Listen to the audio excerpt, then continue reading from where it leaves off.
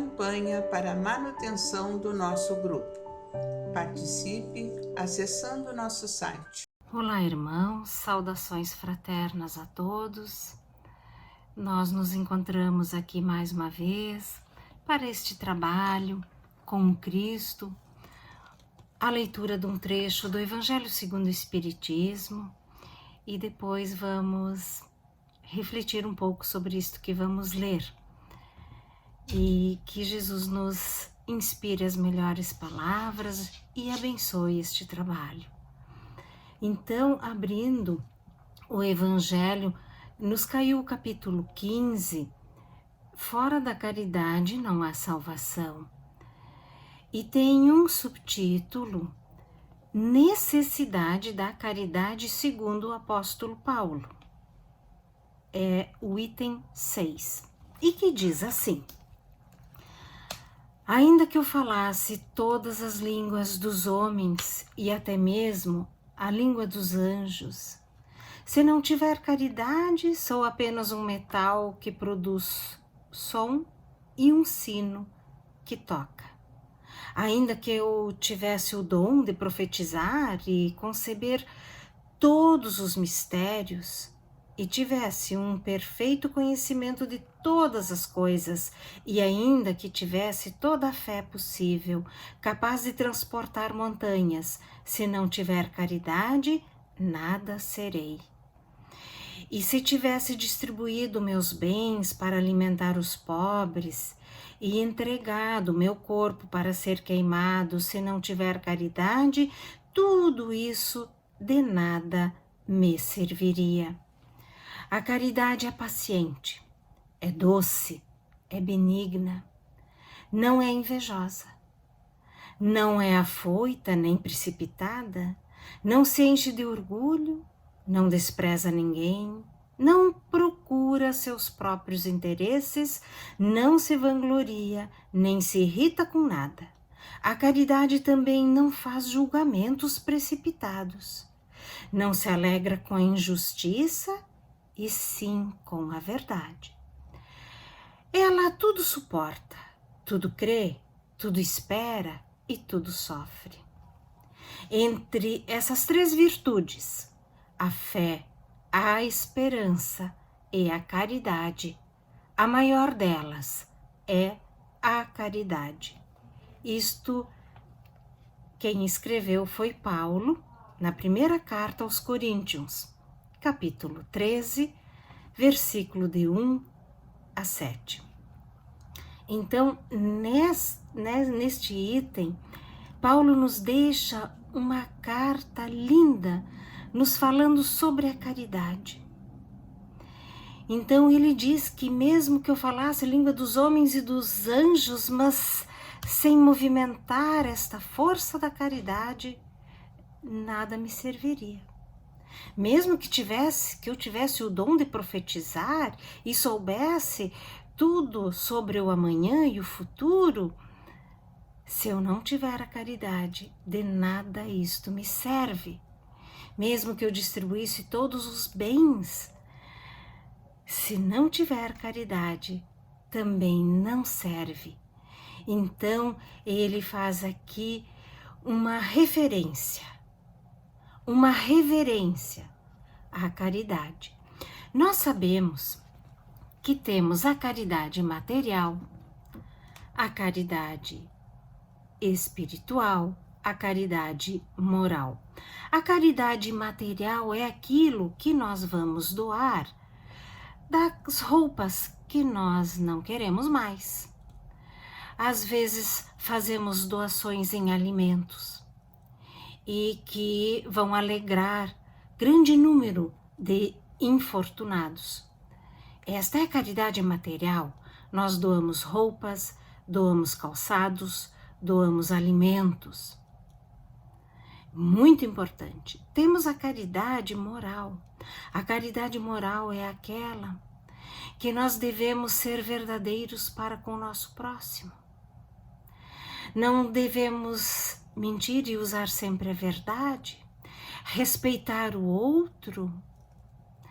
Devemos ter a indulgência, a caridade moral deve ser e deve estar presente em todos os instantes da nossa existência, desta encarnação, que ora estamos aqui, almas encarnadas, neste momento, que sabemos que é tão, às vezes, momentos um pouco mais complicados, desafiadores. A caridade moral nos lembra sempre os 10 mandamentos, que é a lei de justiça. Então, ali nós temos um código moral, onde diz amar a Deus sobre todas as coisas, ao próximo como a si mesmo, não matar, não roubar, não mentir, honrar pai e mãe. Esta lei de justiça que veio nos auxiliar num momento certo, num momento adequado, em que nós nos encontrávamos um tanto perdidos. Jesus nos trouxe a lei de amor, que também traz uma moral cristã, um roteiro seguro para a nossa felicidade. Então, através da lei de amor, nós vamos aprender a perdoar. Nós vamos aprender que também erramos, ainda erramos. Um dia estaremos bem melhores e não vamos mais errar, não vamos mais nos equivocar. Esta lei de amor que Jesus nos trouxe, esta moral mais avançada, é uma lei que nos ensina que todos nós estamos reencarnados neste momento no planeta Terra, a fim de nós nos melhorarmos moralmente. Então Jesus nos traz e amplia a noção das questões morais tão necessárias a todos nós que queremos evoluir espiritualmente. E quando nós chegamos então agora nós temos, através da doutrina espírita, a lei de caridade. Lei de justiça, amor e caridade. A lei de caridade, então, também vem e nos traz uma outra responsabilidade. A responsabilidade que se acrescenta à caridade material, à caridade moral e agora a caridade espiritual. Então nós vamos encontrar no livro O Consolador uma questão muito interessante, que é a questão 255, que diz assim: devemos nós, os espiritistas, praticar somente a caridade espiritual ou também a material? E aí, na resposta, ele vai explicar um pouquinho sobre a caridade espiritual. A divisa fundamental da codificação kardeciana, formulada no Fora da caridade não há salvação, é bastante expressiva para que nos percamos em minuciosas considerações. Todo serviço da caridade desinteressada é um reforço divino na obra da fraternidade humana e da redenção universal. Urge, contudo, que os espiritistas sinceros, esclarecidos no Evangelho, procurem compreender a feição educativa dos postulados doutrinários, reconhecendo que o trabalho imediato dos tempos modernos é o da iluminação interior do homem, melhorando-se-lhe os valores do coração e da consciência. Aí nós já temos a noção da responsabilidade que nós, espíritas e cristãos, precisamos praticar. É preciso apresentar Jesus para o nosso irmão.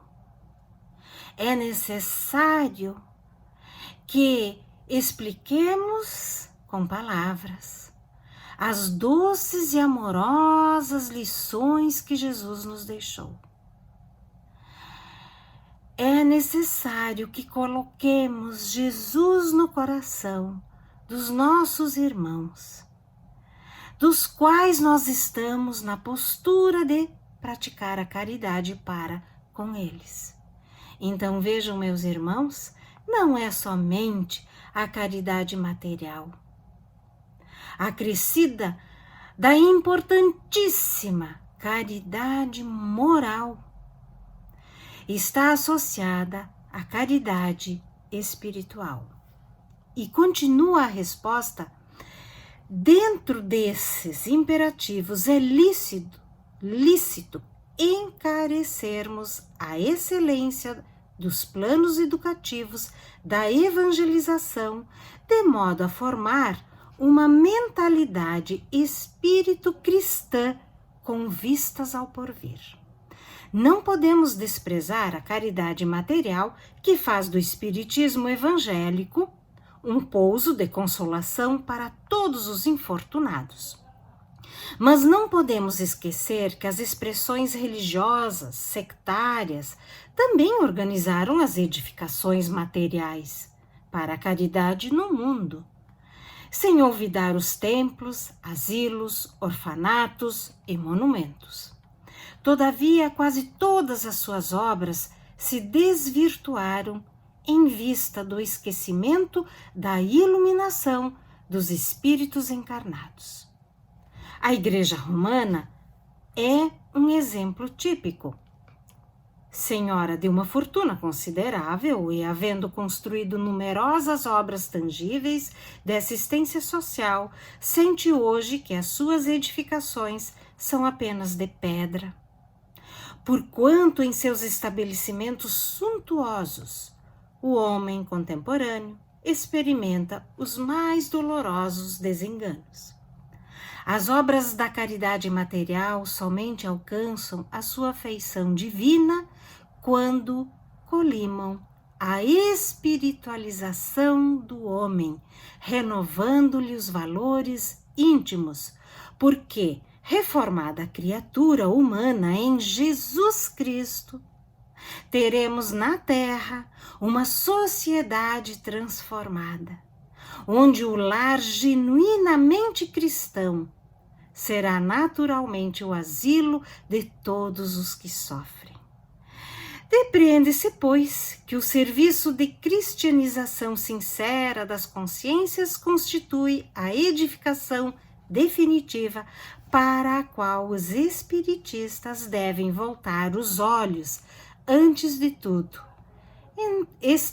entendendo a vastidão e a complexidade da obra educativa que lhes compete efetuar junto de qualquer realização humana, nas lutas de cada dia, na tarefa do amor e da verdade.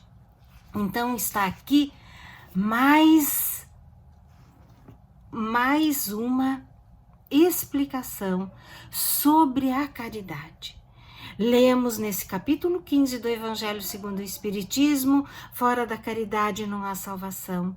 Lemos esta carta lindíssima que Paulo escreve aos Coríntios sobre a caridade.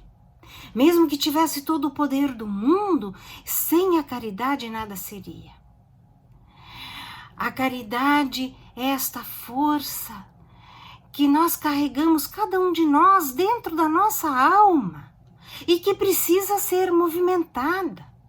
Ela não pode ficar ali guardada, estacionada. No livro Pensamento e Vida também, de Chico Xavier, ele faz uma alusão, um comparativo, dizendo que o sangue que circula no nosso organismo, quando não circula, cria um coágulo. Então, esta força, esta energia da caridade que todos nós guardamos em nosso coração precisa ser movimentada. Não nos faltam oportunidades e não nos faltam trabalho. E vamos lembrar sempre, quando praticarmos a caridade material, de também praticar a caridade moral, a caridade espiritual, apresentando Jesus colocando essas palavras de consolo, de ânimo, de reerguimento. Porque se hoje nós estamos na condição de poder praticar a caridade, aquele que recebe aquela caridade que estamos ali alcançando, poderemos ser nós amanhã em papéis invertidos. Pensemos sobre isso. Que sejamos estes que transformam a vida em práticas sinceras do amor e da caridade. Temos exemplos na nossa história, temos exemplos como São Francisco de Assis, e que deixou também uma oração linda, uma oração que nos ensina aonde nós podemos levar a nossa caridade espiritual, a nossa caridade moral. A oração de São Francisco que diz assim: Senhor, fazei de mim um instrumento da vossa paz. Onde houver ódio, que eu leve o amor. Onde houver ofensa, que eu leve o perdão. Onde houver a discórdia, que eu leve a união. Onde houver a dúvida, que eu leve a fé. Onde houver o erro, que eu leve a verdade. Onde houver desespero, que eu leve a esperança. Onde houver a tristeza, que eu leve a alegria. Onde houver trevas, que eu leve a luz. Ó Mestre, fazei que eu procure mais consolar que ser consolado, compreender que ser compreendido, amar que ser amado. Pois é dando que se recebe, perdoando que se é perdoado, e é morrendo que se vive para a vida eterna. Esta é a oração de São Francisco, que vem então nos dizer como praticar a caridade moral, a caridade espiritual, não esquecendo da caridade material, pois isto que sobra na nossa mesa é muito útil a um prato vazio. Nós sabemos disto. Todos nós, quantos de nós já passou por privações, reveses financeiros que nos privaram da alimentação necessária, do vestuário, da locomoção? Quantos de nós sabe o valor quando alguém nos alcança, através da caridade material, aquilo que estamos necessitando tanto naquele momento? É dando que vamos receber. Se queremos ser felizes, precisamos nos doar mais. Precisamos praticar o amor e a caridade. Que Jesus, meus irmãos, fortaleça o coração de todos nós. Que possamos ter ambientes de harmonia e de paz. Que possamos levar palavras de consolo, de erguimento. Que possamos apresentar Jesus àqueles que não o conhecem. Que tenhamos todos os dias muito claro em nosso coração e em nossa mente esta lei de caridade, pois fora da caridade não há salvação e nós todos queremos evoluir, todos nós queremos ser salvos. Então, queridos irmãos, pratiquemos a caridade hoje e sempre. Que Jesus nos abençoe, que assim seja. Campanha para a manutenção do nosso grupo. Participe acessando nosso site